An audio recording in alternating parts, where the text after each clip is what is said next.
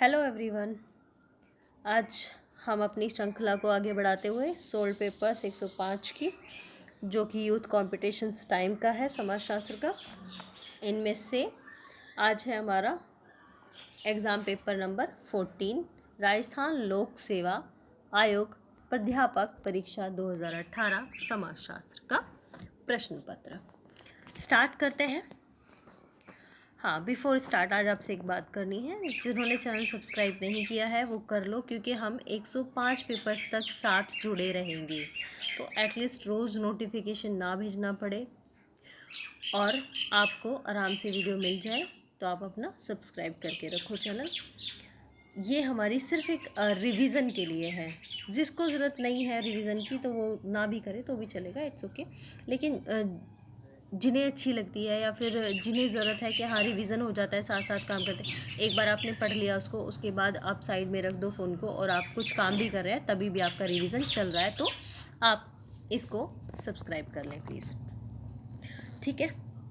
Okay, अब आगे बढ़ते हैं। क्वेश्चन नंबर 1, निम्न के जोड़े बनाइए। अब बुक दी हैं और राइटर्स दिए हैं, उनके जोड़े बनाने के लिए कहा गया है, तो हम सीधे सीधे सही जोड़े मिलाते हैं, ना कि ये पहले गलत को पढ़ेंगे और उसके बाद सही को पढ़ेंगे। उसमें बहुत सारा टाइम चले जाता है। अगर सारा का सारा पढ़ा जाए या फिर सारे के को समझ कर चला जाए तो कम से कम 1 घंटे से ऊपर की ही वीडियो होगी, उससे छोटी नहीं होगी। लेकिन हम केवल रिवीजन के लिए कर रहे हैं, और कहीं भी कोई भी दिक्कत आती है तो आप कमेंट बॉक्स में डाल सकते हैं, या फिर हमारा जो शाम को चैनल चलेगा, जब क्विज़ चलेगी अपनी, तो क्विज़ में टेलीग्राम ग्रुप पे भी कर सकते हैं। और यदि आप कोई टेलीग्राम ग्रुप पे नहीं जुड़े हैं तो टेलीग्राम ग्रुप का लिंक इस वीडियो के डिस्क्रिप्शन बॉक्स में दे दिया जाएगा, उसमें आप जुड़ सकते हो टेलीग्राम ग्रुप में।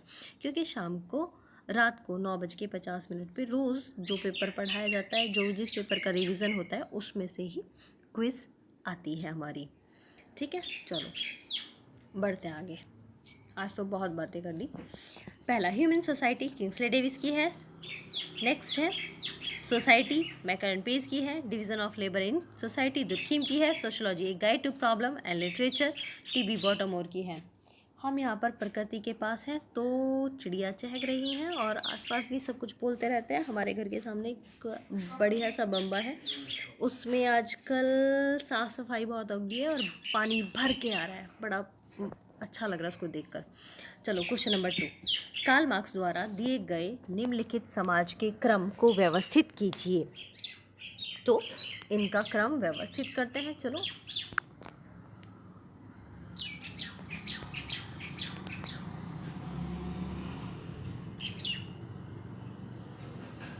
आदिम समाज तीसरा, ठीक है, इन दोनों में से एक होगा। फिर प्राचीन समाज, जैसा कि आप देख सकते हैं, खैर देखने में तो धुंधला होगा, जैसा कि हम देख सकते हैं कि इसमें जो आंसर्स में थे, आंसर में सही क्रम को नहीं दर्शाया गया है, और जब सही क्रम को नहीं दर्शाया गया है तो इसलिए आंसर को ब्लैंक छोड़ा गया है। तो अब इसका सही क्रम करते हैं। आदिम समाज पहले नंबर पे है, दूसरे नंबर पे प्राचीन समाज है, तीसरे पर सामंतवादी समाज है, नंबर 4 पूंजीवादी समाज, नंबर 5 एशियाई समाज, नंबर 6 जो है वो समाजवादी समाज आता है, और उसके बाद में लास्ट दे देते हैं सांप्रदायिक समाज। हालांकि इसका कोई जिक्र नहीं होता, 6 तक ही इसको देखा जाता है। तो यहाँ पर जो सीक्वेंस है वो सही से नहीं दिया हुआ, इसलिए इसको कंप्लीट किया गया। नेक्स्ट है, किसने यांत्रिक एवं सावयवी एकता की बात की। तो यांत्रिक और सावयवी एकता की बात दुर्खीम ने की है। अब तक हम बहुत सारे पेपर्स में पढ़ चुके हैं और आपको रिवीजन होते होते बहुत बार ये कहोगे कि हमने कितनी बार ये क्वेश्चन सुन लिया। तो देखो कितनी बार क्वेश्चन रिपीट होते हैं। अगर आप रेगुलर बने रहेंगे वीडियोज़ में हमारे साथ, तो आप देखेंगे कि कितनी बार सुना जाता है। नेक्स्ट है, निम्नलिखित में से कौन सा युग्म सही नहीं है। तो हमें सही नहीं को देखना है, तो हम सही नहीं को देखते हैं। व्यक्तिवादी प्रकार्यवाद मर्टन का नहीं है, तो व्यक्तिवादी प्रकार्यवाद की जो विचारधारा है वो मेलिनोवस्की की है, जबकि सावयवी एकता दुर्खीम की है। प्रतिमान परिवर्त्य ये टी पार्सन्स का है। आत्मदर्पण का ये कोले का है, और इसका आंसर नंबर डी दिया हुआ है। व्यक्तिवादी प्रकार्यवाद ये मर्टन का नहीं है, जबकि इसके सामने ऑप्शन मर्टन दिया हुआ है, ये मेलिनोवस्की का है। नेक्स्ट है, एक समुदाय का निम्नलिखित में से कौन एक समुदाय का तत्व नहीं है? तो समुदाय के तत्व कौन कौन से हैं और कौन कौन से नहीं हैं? कौन कौन से हैं? निश्चित भूभाग है, हम की भावना है, आत्मनिर्भरता है। और कौन सा नहीं है? वो है सांस्कृतिक भिन्नता नहीं है। नेक्स्ट है अंत्य समूह और बाह्य बाह्य समूह। ये किसका है? ये समनर का है। नेक्स्ट है प्राथमिक समूह की अवधारणा किसने दी है? तो प्राथमिक समूह की अवधारणा लास्ट भी पेपर्स में हमने पढ़ी थी, ये कुले की है, CH कुले की। आंसर में कुले कुले लिखा है, ये CH कुले है। प्राथमिक समूह की अवधारणा CH कुले ने दी है। नेक्स्ट है निम्नलिखित में से कौन सी एक प्राथमिक समूह की विशेषता नहीं है? तो प्राथमिक समूह की विशेषता है संबंधों की लघु अवधि इसमें नहीं होती, बल्कि अवधि लंबी होती है, तो ये इसकी विशेषता नहीं है। जबकि कौन कौन सी विशेषता है? शारीरिक समीपता होती है, छोटा आकार होता है, संबंध एवं स्वयं साध्य होते हैं। ये किसने दिया था? प्राथमिक समूह की अवधारणा जो है चार्ल्स कुले ने दी थी अपनी पुस्तक सोशल ऑर्गेनाइजेशन में 1909 में। ओके, नेक्स्ट है सूची 1 का सूची 2 से मिलान कर रही है, तो हम सही से कर देते हैं। प्राथमिक समूह CH कुले का, सांख्यिकी समूह रॉबर्ट वीस्टेड का है। नेक्स्ट है संदर्भ समूह मर्टन का है, अंत्य समूह और बाह्य समूह जो है वो समनर का है। नेक्स्ट चलते हैं संदर्भ समूह की अवधारणा, ये मर्टन की है न सॉरी मर्टन ने इसको यूज़ किया है, लेकिन ये हर्बर्ट हाइमैन की है। सबसे पहले हर्बर्ट हाइमैन ने संदर्भ समूह की जो वो है अवधारणा दी थी, उसके बाद उसका यूज़ किया मर्टन ने। ठीक है, नेक्स्ट है सोरोरेट विवाह। सोरोरेट विवाह क्या है? सोरोरेट विवाह है मृत पत्नी की बहन तथा विधुर पुरुष के बीच का विवाह, जब वो सोरोरेट विवाह कहलाता है। नेक्स्ट है द्रौपदी पांडवों से विवाह का उदाहरण है, कौन सी? तो इसका आंसर है भ्रातक बहुपति विवाह का वह एक उदाहरण है। ये विवाह वर्तमान भारत में जोनसार, बावर के खस तथा नीलगिरी टोडा के लोगों के बीच में ये प्रथा पाई जाती है।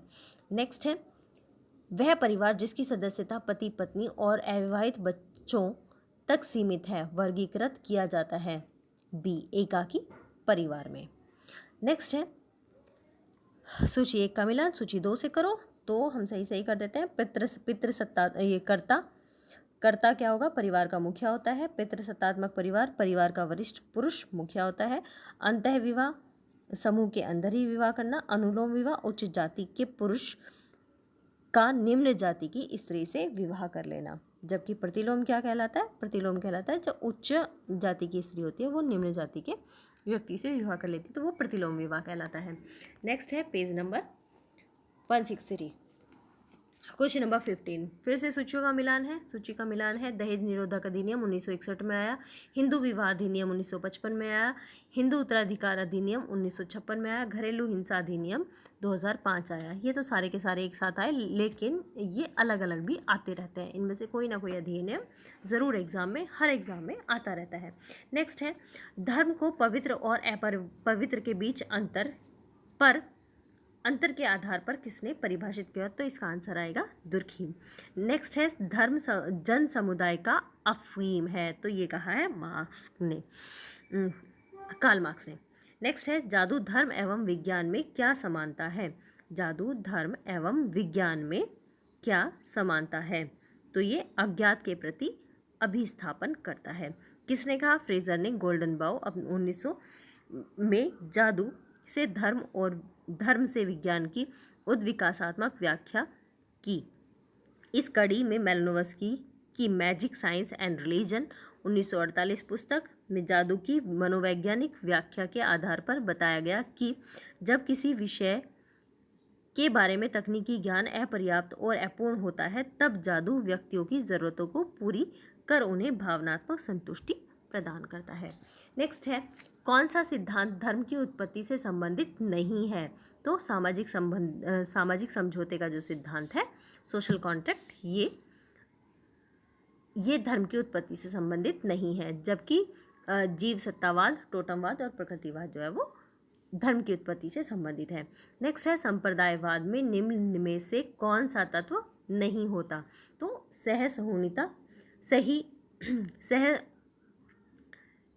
सहिष्णुता इसका तत्व नहीं होता। सहिष्णुता संप्रदायवाद में इसका तत्व नहीं होता। नेक्स्ट है सांप्रदायिकता क्या है? अपने ही धर्म के प्रति अति निष्ठा की भावना सांप्रदायिकता कहलाती है। भारत में जाति असमानता उन्मूलन के उपचारात्मक उपाय हैं। कौन कौन से हैं? तो शिक्षा है, अंतर्जातीय विवाह को प्रोत्साहन देना है, जाति शब्द का न्यूनतम प्रयोग करना है, आर्थिक समानता को प्रोत्साहन देना है। नेक्स्ट है भारत सरकार द्वारा पहला भ्रष्टाचार निरोधी अधिनियम पारित किया गया। आंसर है बी 1947 में। ये क्वेश्चन पहले भी हमारी क्विज में आया था, वो दूसरे तरीके से पूछा गया था, ये दूसरे तरीके से हमारे सामने आया है। भारत सरकार द्वारा पहला भ्रष्टाचार निरोधी अधिनियम 1947 में पारित किया गया। नेक्स्ट है पेज नंबर 164 में है क्वेश्चन नंबर 24। सामाजिक परिवर्तन के निम्नलिखित सामाजिक विचारकों में से कौन सा विषम है? सब क्या है? सब तो इसके विचारक हैं, और कौन सा विषम है, कौन सा नहीं है? तो जूलियन स्टीवार्ड इसके विचारक नहीं है। नेक्स्ट चलते हैं, चेतनात्मक संस्कृति की अवधारणा किसने दी? पिट्रिम सोरोकिन ने चेतनात्मक संस्कृति की अवधारणा दी। नेक्स्ट है निम्नलिखित में से किसने सामाजिक परिवर्तन के लिए प्रौद्योगिक निर्धारक को उत्तरदायी माना? तो इसका आंसर होगा टी वैबलिन। नेक्स्ट है सामाजिक परिवर्तन की प्रक्रिया जो लोगों में सकारात्मक गुणों से संबंधित है। आंसर है इसका विकास।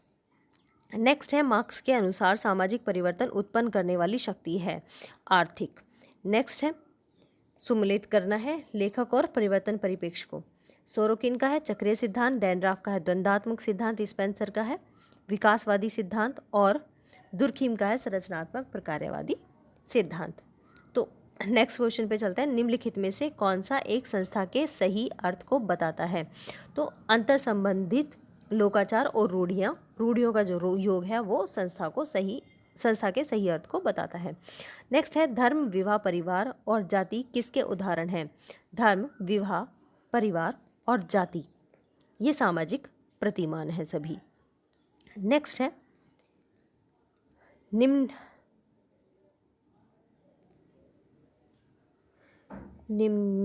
में से कौन सा समिति का उदाहरण है? तो इसका आंसर है श्रमिक संघ जो है वो समिति का उदाहरण है। नेक्स्ट है निम्नलिखित में से कौन सा समिति का लक्षण नहीं है? तो स्थायित्व जो है वो समिति का लक्षण नहीं है, जबकि लोगों का एकत्रीकरण, निश्चित उद्देश्य होना और वैकल्पिक सदस्यता जो है वो समिति के लक्षण है, क्योंकि समिति किसी कारण को ध्यान में रखते हुए गठित की जाती है और जब उस कार्य का उद्देश्य पूरा हो जाता है तो समिति को स्थगित या खत्म कर दिया जाता है। नेक्स्ट है पेज नंबर 165 क्वेश्चन नंबर 34। संस्कृति की छोटी से छोटी इकाई है सांस्कृतिक तत्व। नेक्स्ट है अपनी स्वयं की संस्कृति को श्रेष्ठ मानकर मूल्यांकन करने की प्रवृत्ति कहलाती है। तो यह है स्व संस्कृति केंद्रवाद। नेक्स्ट है इनमें से संस्कृति की एक विशेषता नहीं है। तो संस्कृति की विशेषता कौन सी नहीं है? संस्कृति हस्तांतरित नहीं की जाती। नेक्स्ट है सांस्कृतिक संकुल का अर्थ है। सांस्कृतिक संकुल का अर्थ है कई सांस्कृतिक तत्वों का योग। गरीबी की संस्कृति इसमें फिर से आ गया, जबकि लास्ट जो हमने पेपर किया था उसमें 3 क्वेश्चन थे गरीबी की संस्कृति से, जो कि ऑस्कर लेविस की है। नेक्स्ट है निम्नलिखित में से कौन सी वैज्ञानिक अभिमुखन की विशेषता नहीं है? तो आंसर है विषय परकता। इसकी विशेषता नहीं है, वैज्ञानिक अभिमुखन की विशेषता नहीं है विषय परकता, जबकि वैज्ञानिक अभिमुखन की विशेषताएं हैं मूल्य मुक्त अध्ययन, क्या है का अध्ययन करना, सार्वभौमिकता देखना। नेक्स्ट है समाजशास्त्रीय परिप्रेक्ष्य का कौन सा एक आधार नहीं है? समाजशास्त्रीय परिप्रेक्ष्य का आधार पूर्वाग्रह नहीं है। और कौन कौन से समाजशास्त्रीय परिप्रेक्ष्य के आधार हैं? तथ्य है, चर है और अवधारणाएं हैं। नेक्स्ट है समाज के अध्ययन में अगस्त कॉम्टे ने किस परिप्रेक्ष्य का उपयोग किया? तो आंसर होगा ऐतिहासिक परिप्रेक्ष्य का। नेक्स्ट है यह एक वैज्ञानिक की प्रशिक्षित आंखों द्वारा प्रघटनाओं, स्वरूपों और प्रक्रियाओं को देखने का एक ढंग है। आंसर होगा परिप्रेक्ष्य। परिप्रेक्ष्य की एक सिंपल तरीके से यहाँ पर एक डेफिनेशन दे दी गई, जिसको समझना कितना आसान है कि परिप्रेक्ष्य वो तरीका है जिसमें वस्तुएं उनके आयामों या विशेषताओं और वस्तुओं के सापेक्ष आँखों की स्थिति के कारण आँखों को दिखाई देते हैं। यह एक वैज्ञानिक की प्रशिक्षित आँखों द्वारा प्रघटनाओं, स्वरूपों और प्रक्रियाओं को देखने का एक ढंग है या तरीका है। नेक्स्ट है सामाजिक संरचना की सबसे छोटी इकाई है। तो सामाजिक संरचना की सबसे छोटी इकाई जो है वो व्यक्ति है। नेक्स्ट है किसने प्रकट और अप्रकट प्रकार्य की अवधारणा दी। तो आंसर होगा मर्टन ने प्रकट एवं प्रकट प्रकार्य की अवधारणा दी। ये मैंने एमए वाले नोट्स में काफ़ी अच्छे से पढ़ा है, लेटेंट और मैनिफेस्ट फंक्शंस। नेक्स्ट है सामाजिक संरचना की अवधारणा का सर्वप्रथम प्रयोग किसने किया। सामाजिक संरचना की अवधारणा का सबसे पहले प्रयोग स्पेंसर ने किया। स्पेंसर ने जैविकीय अनुरूपता से स्पेंसर इतने प्रभावित थे कि उन्होंने सामाजिक संरचना की तुलना मानव शरीर से की। इस प्रकार सामाजिक संरचना व्यक्ति का व्यवस्थित रूप है, ये कहा है स्पेंसर ने। नेक्स्ट है पेज नंबर 166। 166 में है पार्सन्स के अनुसार इनमें से क्या समाज व्यवस्था की प्रकार्यात्मक पूर्व आवश्यकता नहीं है। तो आंसर होगा इसकी सामाजिक पृथकता जो है वो इसकी आवश्यकता नहीं है, जबकि प्रतिमानों को बनाए रखना एवं तनाव प्रबंधन, पर्यावरण से अनुकूलन, लक्ष्य प्राप्ति, ये पार्सन्स के अकॉर्डिंग इसकी व्यवस्थाएं हैं। इसकी 4 व्यवस्थाएं इन्होंने दी हैं। अनुकूलन, इसको अर्थव्यवस्था भी कहेंगे। नेक्स्ट है लक्ष्य उपलब्धि, राज्य व्यवस्था, एकीकरण और अंतर्निहितता। नेक्स्ट है social theory and social structure. Last वाले पेपर में भी और कई पेपर्स में लगातार आ रही है social theory and social structure. दूसरी है the theory of social structure, वो नाडेल की है, और ये social theory and social structure ये मर्टन की बुक है 1949, और ये रिवाइज कई बार हुई है तो इसके सन भी अलग अलग मिलते हैं। नेक्स्ट है कौन सा प्रदत्त परिस्थिति का उपयुक्त उदाहरण है। प्रदत्त परिस्थिति का उदाहरण इसमें है पुत्र। अध्यापक नहीं हो सकता, तो अध्यापक अर्जित का है, प्रधानमंत्री अर्जित का, क्लर्क भी अर्जित का है, जबकि पुत्र जो है वो प्रदत्त परिस्थिति का उदाहरण है। नेक्स्ट है सूची 1 को सूची 2 से मिलाइए तो हम इसके करेक्ट ऑप्शंस पे पहुंच जाते हैं। भूमिका तनाव, अपेक्षानुसार भूमिका निभाने में कठिनाई, तो तनाव होता है जब भूमिका निभाने में कठिनाई होती है। तो भूमिका संघर्ष, एक समय में 2 से अधिक भूमिका, 2 तरह की भूमिका की मांग कि कोई कहीं को खींचता है तो कहीं कहीं को खींचता है, तो संघर्ष होता है। नेक्स्ट है भूमिका संक्रमण, क्या कहलाता है। एक भूमिका से दूसरी भूमिका में परिवर्तन, इसका संक्रमण कहलाता है। भूमिका श्रृंखला, एक सामाजिक परिस्थिति से जुड़ी अनेक भूमिकाओं का संग्रह। ये क्वेश्चन बहुत ही माइनर से पॉइंट्स में आते हैं, और ये बहुत अच्छा करके इन्होंने दिया है कि इस क्वेश्चन के माध्यम से इनकी अलग अलग डेफिनेशंस को समझा दिया गया है कि भूमिका तनाव क्या है। हम एक बार इसको फिर से रिपीट कर लेते हैं कि अपेक्षा अनुसार भूमिका निभाने में कठिनाई, कि जिस तरह की भूमिकाओं को निभाने की हमने अपेक्षाएं की हैं उसके अनुसार हम उनको नहीं निभा पाते, तो उसको कहते हैं भूमिका तनाव।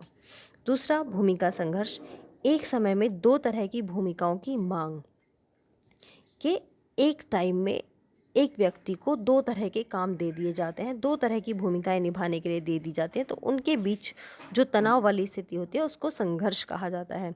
फिर होता है भूमिका संक्रमण, एक भूमिका से दूसरी भूमिका में परिवर्तन, कि एक व्यक्ति कहीं पे किसी दूसरी पोस्ट पे था, दूसरी जगह जाकर वो दूसरी पोस्ट पर चला जाता है या फिर दूसरी भूमिका में परिवर्तित हो जाता है, तो वो वहाँ के काम वहाँ पर करेगा, तो इस तरह से मिसमैच हो जाता है, तो वहाँ पर भूमिकाओं में उनकी में संक्रमण आ जाता है। और भूमिका श्रृंखला, जब एक ही सामाजिक परिस्थिति से जुड़े हुए अनेक भूमिका, जैसे पिता भी है, भाई भी है, पुत्र भी है, कहीं पर ऑफिसर भी है या क्लर्क भी है, तो इस तरह से उसकी जो भूमिकाएं हैं उनकी श्रृंखला बनी हुई है, तो ये भूमिका श्रृंखला कहलाएगी या फिर संग्रह कहलाएगी। नेक्स्ट है क्वेश्चन नंबर 50, परिस्थिति समूह अवधारणा को किसने बताया। तो परिस्थिति समूह को बताया मैक्स वेबर ने। वर्ग की रचना आर्थिक शक्ति और अवसर के असमान वितरण के आधार पर होती है। नेक्स्ट है निम्नलिखित में से कौन सा प्रदत्त परिस्थिति का संकेत करता है। तो प्रदत्त परिस्थिति क्या है। एक कानून स्नातक, एक विवाहित व्यक्ति, एक ग्राम पंचायत या फिर एक महिला। एक महिला होना एक प्रदत्त परिस्थिति का अच्छा खासा उदाहरण है। नेक्स्ट है आत्मदर्पण का सिद्धांत। ये लगभग सभी क्वेश्चंस पेपर में आ ही रहा है अधिक से अधिक, तो ये कूले का है आत्मदर्पण का सिद्धांत। नेक्स्ट है समाजीकरण एक प्रक्रिया है। कौन सी? सीखने की प्रक्रिया एक सामाजिकरण की प्रक्रिया है। नेक्स्ट है निम्नलिखित में से कौन सी सामाजिकरण की एजेंसी नहीं है? तो सामाजिकरण हमें कहाँ नहीं सिखाया जाता? पुलिस में हमें सामाजिकरण नहीं सिखाया जाता, वहाँ पर हमें काम करने को दिया जाता है। या फिर अब परिवार है, परिवार में हमें अच्छा बुरा कुछ भी चीज़ें सभी सिखाई जाती हैं। साथ ही समूह भी हमें सिखाते हैं, ऐसे करना है ऐसे करना है। स्कूल में भी हमें डिसिप्लिन, मैनर्स आदि हमें सिखाए जाते हैं। हमें पढ़ना सिखाया जाता है, लिखना सिखाया जाता है। लेकिन पुलिस जो है वो सामाजिकरण की स्थिति एजेंसी नहीं है। नेक्स्ट है आत्म के विकास में मैं और मुझे की अवधारणा किसने की दी या किसने प्रयोग की? तो इसका आंसर आएगा मीड। एमए का ही क्वेश्चंस अधिकतर आ रहे हैं, ये भी एमए का ही क्वेश्चन है। नेक्स्ट है एक लोहार का बेटा व्यावसायिक शिक्षा प्राप्त करके एक इंजीनियर बन गया। ये अभी जो स्थितियाँ समझाई गई थी वो उन्हीं में से एक है। तो एक लोहार का बेटा व्यावसायिक शिक्षा प्राप्त करके एक इंजीनियर बन गया। तो ये कौन सी परिस्थिति का उदाहरण है या फिर कौन सी गतिशीलता का उदाहरण है? तो ये कहलाएगा अंतरपीढ़ी गतिशीलता का उदाहरण है। नेक्स्ट है कौन सा सामाजिक स्तरीकरण का एक स्वरूप नहीं है? कौन सा सामाजिक स्तरीकरण का एक स्वरूप नहीं है? सामाजिक स्तरीकरण नहीं दिखलाता तो वो धर्म के अकॉर्डिंग सामाजिक स्तरीकरण नहीं होता। नेक्स्ट है समाज का उच्च एवं निम्न सामाजिक, पेज नंबर 167, समाज का उच्च एवं निम्न सामाजिक इकाइयों के मध्य संस्तरण मूलक विभाजन कहलाता है। तो सामाजिक स्तरीकरण कहलाता है। समाज का उच्च एवं निम्न सामाजिक इकाइयों के मध्य संस्तरण मूलक विभाजन सामाजिक स्तरीकरण कहलाता है। नेक्स्ट है सामाजिक स्तरीकरण का प्रकार्यात्मक सिद्धांत किसने प्रतिपादित किया? तो इसका आंसर होगा डेविस एवं मूर ने सामाजिक स्तरीकरण का प्रकार्यात्मक सिद्धांत प्रतिपादित किया। नेक्स्ट पुस्तक होमो हायरार्कीज बुक जो है वो लुइस ड्यूमो की है। नेक्स्ट फिर से कूट आता है, तो हम इसके सही आंसर पर पहुंचते हैं। चेतन और अचेतन नियंत्रण, ये कूले और बर्नार्ड का है। नेक्स्ट है प्रत्यक्ष और अप्रत्यक्ष नियंत्रण, ये कार्ल मैनहीम का है। सकारात्मक और नकारात्मक नियंत्रण, ये किम्बल यंग का है। संगठित और असंगठित नियंत्रण, ये जॉर्ज गुरविच का है। नेक्स्ट है संगठनात्मक सामाजिक प्रक्रिया में कौन सा सम्मिलित नहीं है? तो इसका आंसर होगा प्रतिस्पर्धा।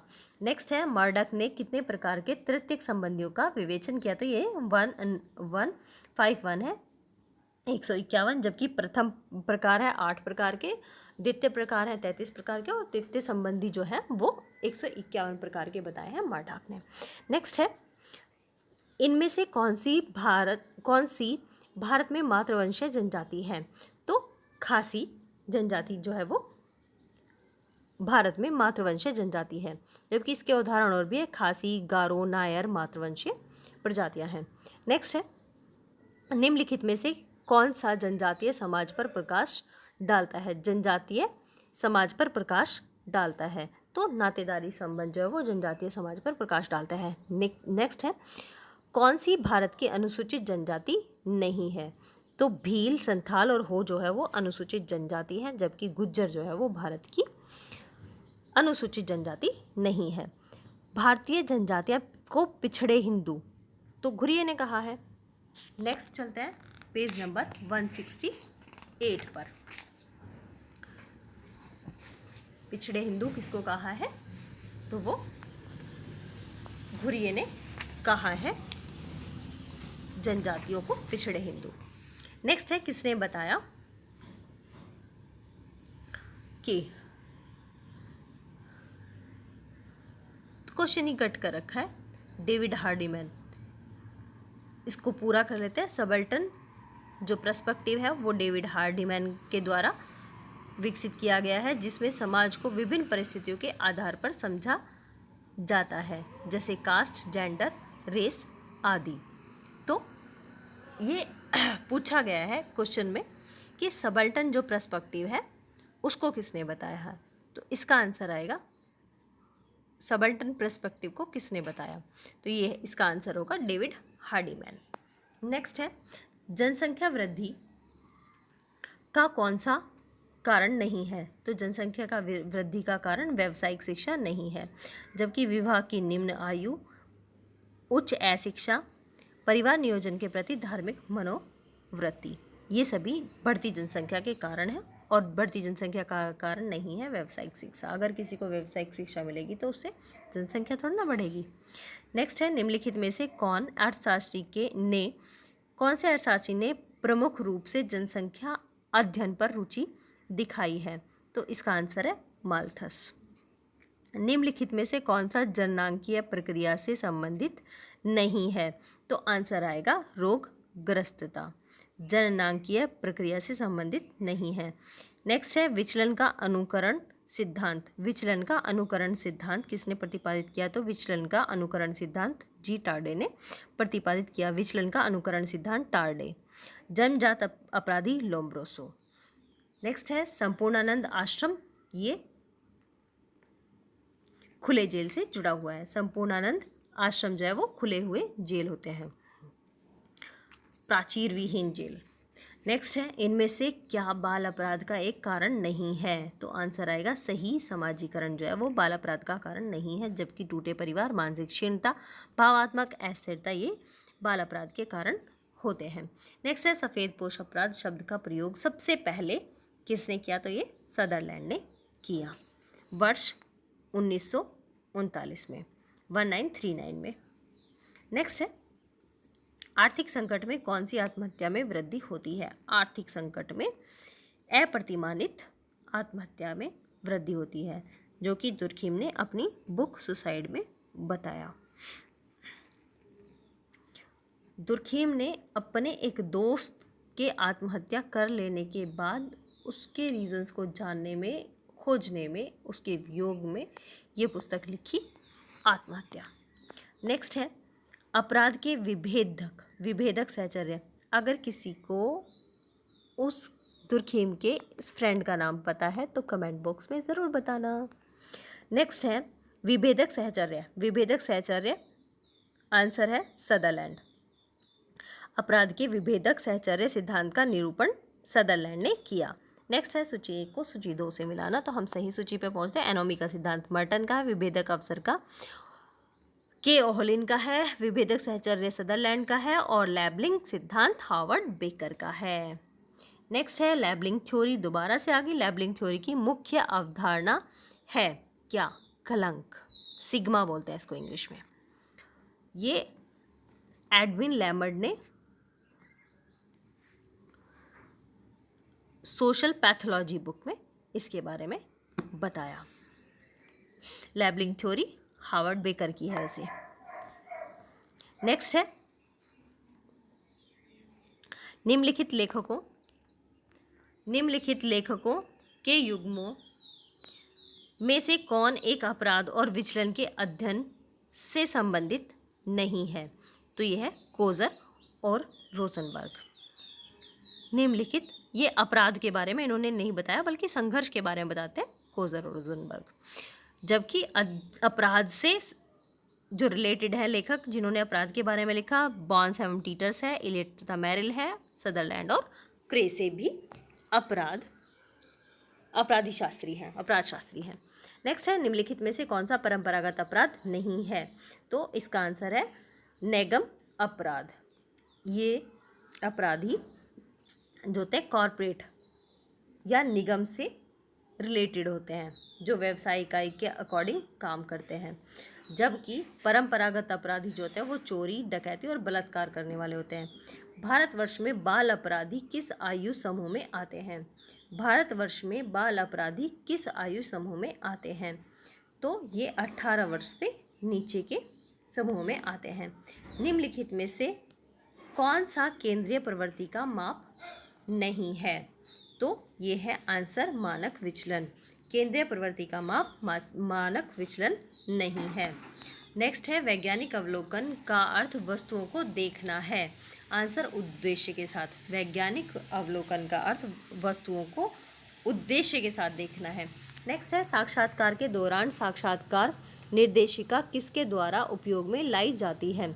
तो इसका आंसर होगा साक्षात्कारकर्ता के साथ निर्देशिका उपयोग में लाई जाती है। नेक्स्ट है वह पद्धति जिसमें प्रश्नों का उत्तर स्वयं उत्तरदाताओं के द्वारा लिखा जाता है वो क्या कहलाती है? तो वो कहलाती है प्रश्नावली। नेक्स्ट है इसको प्रश्नावली को जो है वो उत्तरदाता के पास डाक द्वारा भेज दिया जाता है और उत्तरदाता को स्वयं ही उसके उत्तर भरकर भेजने होते हैं।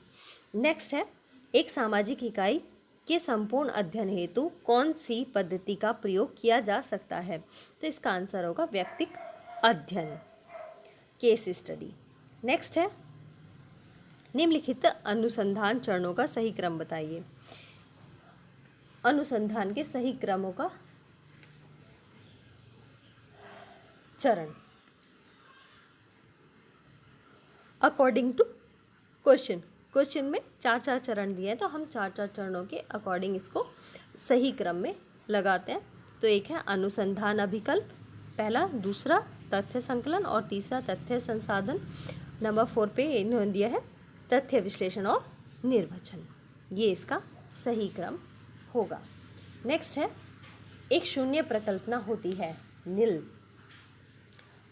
अंतर नहीं की प्रकल्पना, जिसमें कोई भी अंतर नहीं होता, शून्य की स्थिति वाली।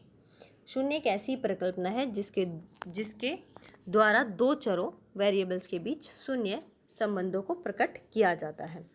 नेक्स्ट है परिवर्तियों के बीच संबंधों की जांच करने वाले कथन को जाना जाता है।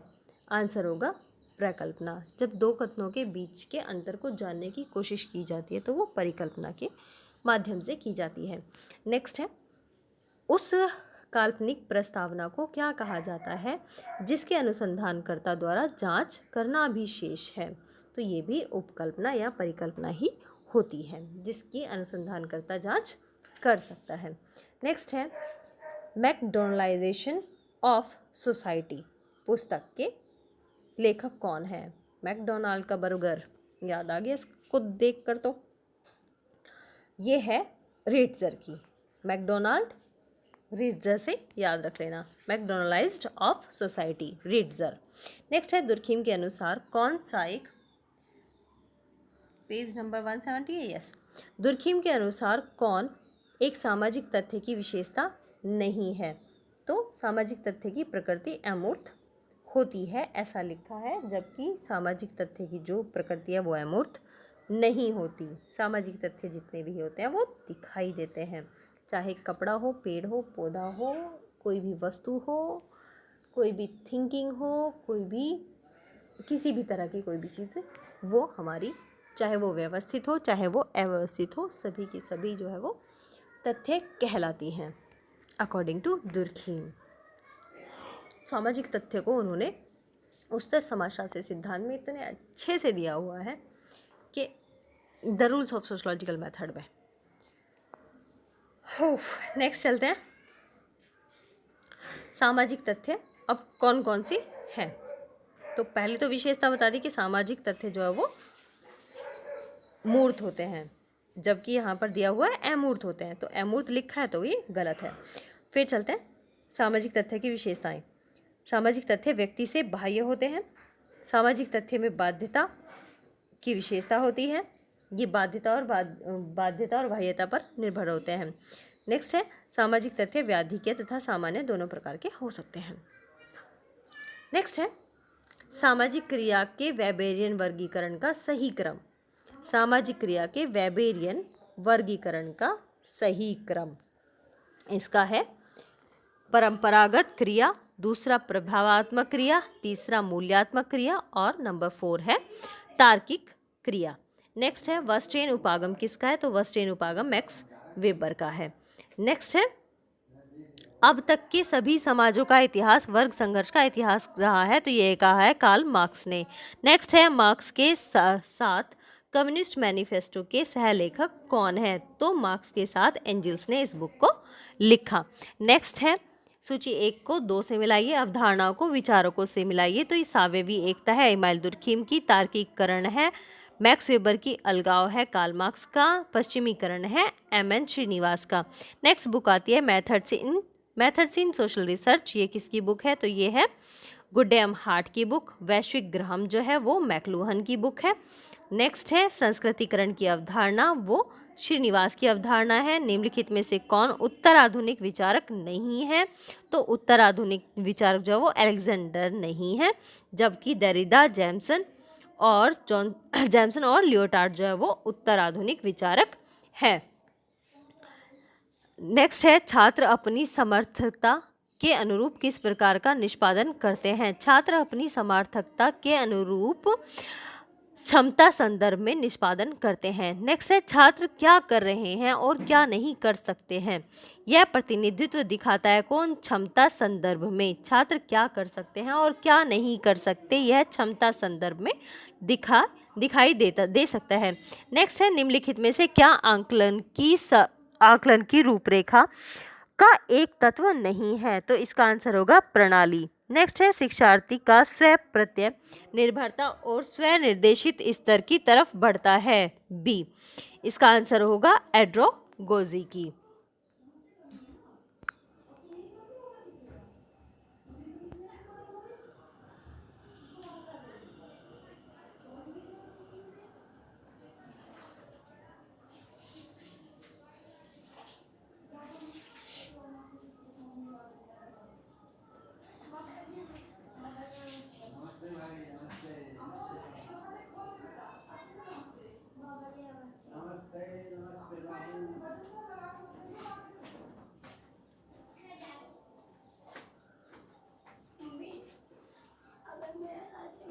मैं भाग क्या रहा, मैंने मार्क्स हटा लिया, मेरा मार्क्स मैं भाग क्या रहा, फिर तो मेरा मार्क्स गिर गया। उसमें क्या हंसने की बात है? किस में गया? खुद की विचार प्रक्रिया, पेज नंबर 172। ओ फिर से एक बीच में रह गया पेज, चलो कोई नहीं। नेक्स्ट है खुद की विचार प्रक्रिया पर सजगता तथा समझ। इसका आंसर है मेटाकॉग्निशन।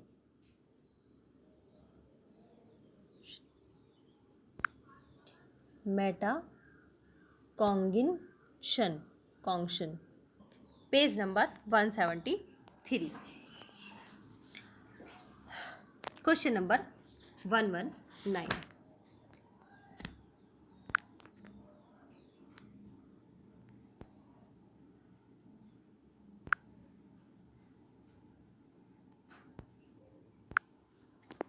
निम्नलिखित में से क्या खोज परीक्षण प्रतिमान की अवधारणा नहीं है?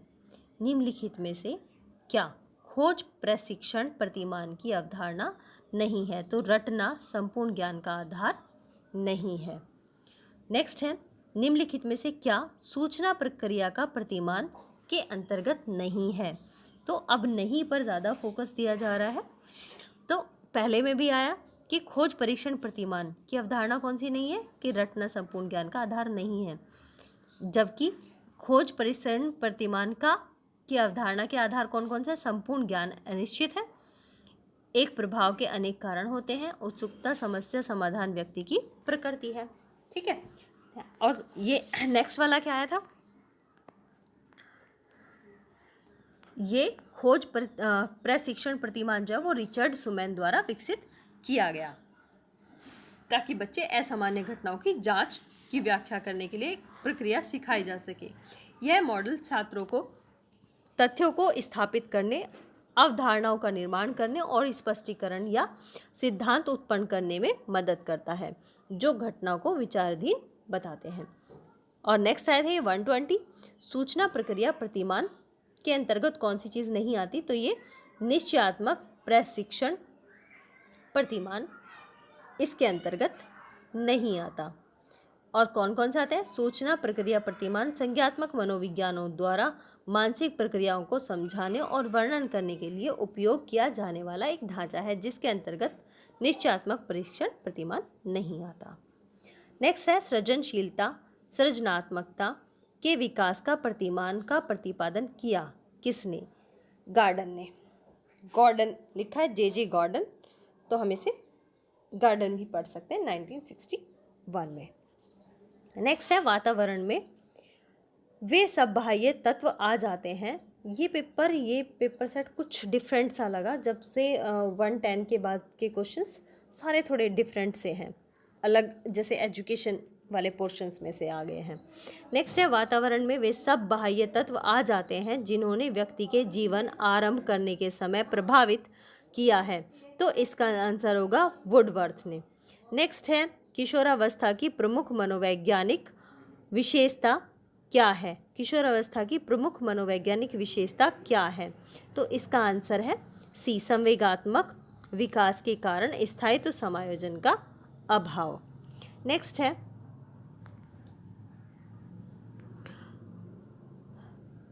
सीफेलोकोडल विकास नियम के अनुसार क्या आता है? पहले सिर के भाग, फिर क्रमशः धड़, हाथों और पैरों का विकास। ये है सीफेलोकॉडल का विकास नियम। पहले सिर के भाग, फिर धड़, हाथ और पैरों का विकास। नेक्स्ट है निम्नलिखित में से कौन सा नियम थार्नडाइक द्वारा दिए गए, इस शिक्षण अधिगम से है सारे क्वेश्चंस। नियम थार्नडाइक द्वारा दिए गए अधिगम के गौण नियम का हिस्सा नहीं है, तो इसका आंसर है प्रभाव का नियम। अधिगम के गौण नियम से का हिस्सा नहीं है प्रभाव का नियम, तो प्रभाव का नियम थार्नडाइक द्वारा दिए गए अधिगम के गौण नियम का हिस्सा नहीं है। नेक्स्ट है अवधान के लिए संवेग एक आंतरिक प्रेरणा है। अवधान के लिए संवेग एक आंतरिक प्रेरणा है। नेक्स्ट है निम्नलिखित में से क्या संप्रेषण के एक तत्व नहीं है? बहुत फोकस है नहीं पर, क्योंकि पता है छात्र कहाँ गलतियाँ करते हैं, नहीं पर। मानसिक स्थिति कि निम्नलिखित में से क्या संप्रेषण का एक तत्व नहीं है? तो ये मानसिक स्थिति जो है वो संप्रेषण का एक तत्व नहीं है। नेक्स्ट है निम्नलिखित में से कौन संगणक आधारित शिक्षण प्रतिमान की एक मुख्य विशेषता नहीं है? तो इसका आंसर है शिक्षक का स्थान संगणक ले लेता है। शिक्षक का स्थान एक संगणक ले लेता है। नेक्स्ट पेज पर चलते हैं, पेज नंबर 174। निम्नलिखित में से क्या क्रियात्मक मनोज्ञात्मक पक्ष का हिस्सा नहीं है?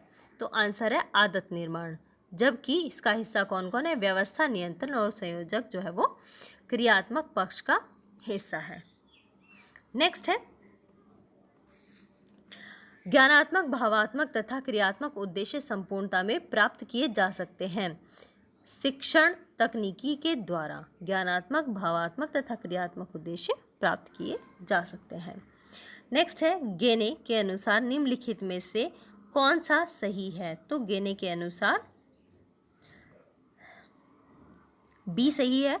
नियम अधिगम संप्रत्यय अधिगम का अनुगमन करता है। गेने ने सीखने की प्रक्रियाओं के अकॉर्डिंग 5 प्रमुख श्रेणियां बताई हैं। कौन सी? संकेत अधिगम, उद्दीपन अनुक्रिया अधिगम, शाब्दिक साहचर्य अधिगम, बहुउद्देश्य अधिगम, प्रत्यय अधिगम, श्रृंखला अधिगम, अधिनियम अधिगम तथा समस्या समाधान अधिगम। नेक्स्ट है साइबरनेटिक्स का सिद्धांत संबंधित है किससे? साइबरनेटिक्स का जो सिद्धांत है वो प्रतिपुष्टि से संबंधित है। नेक्स्ट है प्रणाली मूल्यांकन के दौरान इनमें से क्या सार्थक नहीं है? प्रणाली मूल्यांकन के दौरान इनमें से क्या सार्थक नहीं है? तो प्रणाली मूल्यांकन के दौरान कीमत जो है वो सार्थक नहीं है। नेक्स्ट है वह महाद्वीप जहाँ समाजशास्त्र का विकास सबसे पहले हुआ, तो ये है यूरोप। समाजशास्त्र का शब्द का सर्वप्रथम प्रयोग अगस्त कॉम्ट ने वर्ष 1838 में किया, इसलिए इन्हें समाजशास्त्र का पिता भी कहा जाता है। और इन्होंने ही इसकी कल्पना फ्रांस की औद्योगिक क्रांति के उपरांत सामाजिक समस्याओं का अध्ययन करने के लिए की, जबकि इनके जो फादर ऑफ सोशलॉजी हैं अगस्त कॉम्ट, इनके गुरु का नाम सेंट साइमन है, इन्होंने साथ में मिलकर इसका सामाजिक सोशलॉजी का नाम सबसे पहले सामाजिक भौतिकी रखा था इससे पहले, लेकिन फिर उस नाम को किसी और राइटर ने यूज़ कर लिया, तो इसीलिए इसको परिवर्तित करके, और फिर देखा भी गया कि ये समाज के अकॉर्डिंग सोशलॉजी शब्द समाजशास्त्र का अध्ययन ज़्यादा बेटर साउंड करता है और सही भी रहेगा, तो इसलिए इसका नाम 1838 में चेंज करके अगस्त कॉम्ट के द्वारा समाजशास्त्र या सोशलॉजी कर दिया गया। नेक्स्ट है समाजशास्त्र के संस्थापक कौन है, तो अभी बात आई थी अगस्त कॉम्ट। नेक्स्ट है वीरिस्टिड के अनुसार इनमें से कौन सी एक समाजशास्त्र की विशेषता नहीं है, तो आंसर होगा यह एक व्यवहारिक विज्ञान है।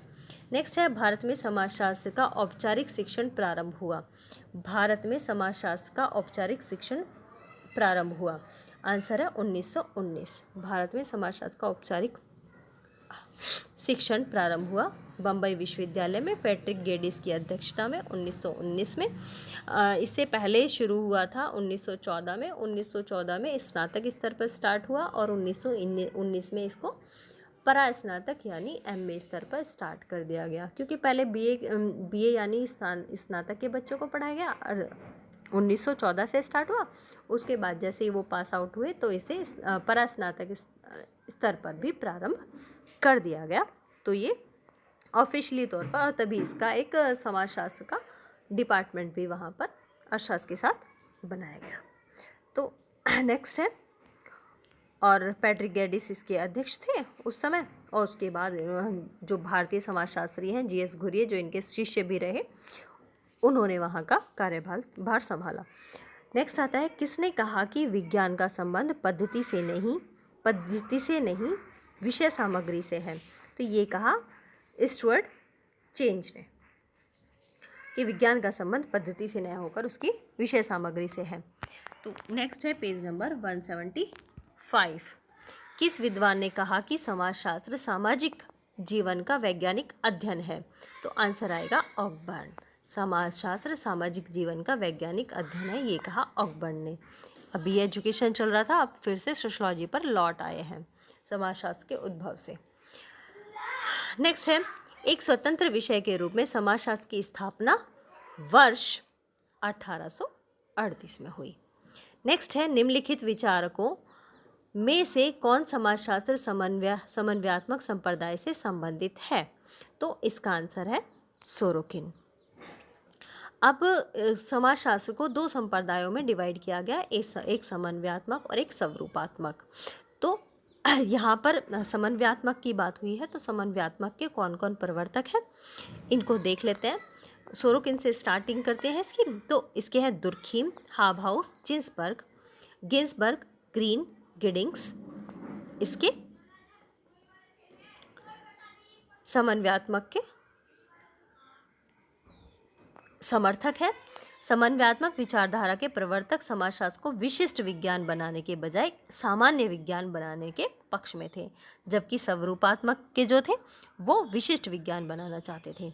नेक्स्ट है किस विचारक ने समाजशास्त्र के स्थान पर इथोलॉजी शब्द यूज़ करने का सुझाव दिया, तो ये है जॉन स्टुअर्ट मिल्स। नेक्स्ट है जॉन स्टुअर्ट मिल्स ने ही इसको दो भाषाओं की अवैध संतान भी कहा सोशलॉजी को, क्योंकि सोशलॉजी शब्द दो भाषाओं से मिलकर बनता है, लैटिन और ग्रीक से। नेक्स्ट है निम्नलिखित में से कौन सा समाजशास्त्र के उद्भव का प्रमुख कारक नहीं है, तो आंसर है वैश्वीकरण इसके उद्भव का प्रमुख कारण नहीं है, जबकि औद्योगिक क्रांति, फ्रांसीसी क्रांति और प्रबोधन इसके जो उद्भव का कारण है, सोशलॉजी के उद्भव का ये कारण है। नेक्स्ट है sociological imagination. Sociological imagination book जो है वो C.W. मिल्स की है, ये इन्होंने 1959 में लिखी। नेक्स्ट है निम्न में से कौन सा एक प्रत्यक्षवाद की अवधारणा का प्रतिपादक है। प्रत्यक्षवाद की अवधारणा अगस्त कॉम्ट से जुड़ी हुई है। नेक्स्ट है जैसल साफ्ट, कहीं गैमन साफ्ट है, कहीं जैसल साफ्ट है, कहीं गैसल साफ्ट है, तो इसको कहीं भी कुछ भी लिख देते हैं इन दोनों वर्ड्स में से। तो जैसल साफ्ट का अर्थ। तो जेसलशाफ्ट का अर्थ समाज या समिति है। नेक्स्ट है, और ये बहुत बार एग्जाम्स में आ चुका है, जो कि टॉनीज ने दिया है। नेक्स्ट है, किसने कहा कि समाज सामाजिक संबंधों का जाल है। ये बहुत बहुत बहुत बच्चों को याद है पक्के से कि ये मैकाइरन पेज ने कहा है। नेक्स्ट है, ज्ञान के विकास के 3 स्तरों के नियम का प्रस्ताव किसने दिया। तो ये अगस्त कॉम्ट। ये पोर्शन तो इतना इजी दिया है कि बीए स्टैंडर्ड से जब शुरू होता है वहीं से उठा के इसको दे दिया गया है। बच्चों को रोज़ इन क्वेश्चंस के रट्टे लगवाए जाते हैं जब उनकी बीए की फर्स्ट क्लास होती है, क्योंकि ये एक सोशोलॉजी को स्टार्टिंग के ही उसके ये एक बेसिक क्वेश्चंस है। ये सोशोलॉजी के आधार वाले क्वेश्चन है जो इन्होंने उठाए हैं यहाँ पर कि ज्ञान के विकास के 3 स्तरों का नियम का प्रस्ताव किसने दिया। तो अगस्त कॉम्ट ने दिया। अगस्त कॉम्ट ने कौन कौन से स्तर बताए और कौन सी बुक में बताए। तो the course in positive philosophy में बताए, धार्मिक स्तर, तात्विक स्तर और प्रत्यक्ष स्तर, theological stage, metaphysical stage and positive stage. फिर आया अभी जेसलशाफ्ट वहाँ पे लिखा था। अब जेमनशॉफ्ट तथा जेसलशॉफ्ट समाज के 2 प्रकार हैं, किसने विवेचित किया। अभी बताया था मैंने, टॉनीज ने किया, तो इसको टॉनीज ने किया। जेमनशॉफ्ट समुदाय और जेसलशॉफ्ट समाज या समिति। इसको याद रखना है, गेमिनशॉफ्ट या जेमिनशॉफ्ट बोले या गेमिनशॉफ्ट बोले ये समुदाय है, और जेसलशॉफ्ट और जेमिनशॉफ्ट या गेमिनशॉफ्ट तो ये समाज और समिति है, समाज या समिति है। अब फिर से जेमिनशॉफ्ट पर ही एक और क्वेश्चन बना दिया। तीसरा क्वेश्चन है यहीं के यहीं, जेमिनशॉफ्ट का अर्थ है। तो जेमिनशॉफ्ट का अर्थ है समुदाय। अभी जेसलशॉफ्ट का पूछा था, शल में समाज और जेमिनशॉफ्ट में समुदाय। तो ये इसी के साथ ये पेपर सेट ख़त्म होता है। 150 क्वेश्चंस का था। करो रिवीजन अच्छे से और क्विज़ में मिलते हैं। क्विज़ होगी 950 पे, ध्यान रखना, और जो अब तक ऐड नहीं हुआ है वो ऐड हो जाना।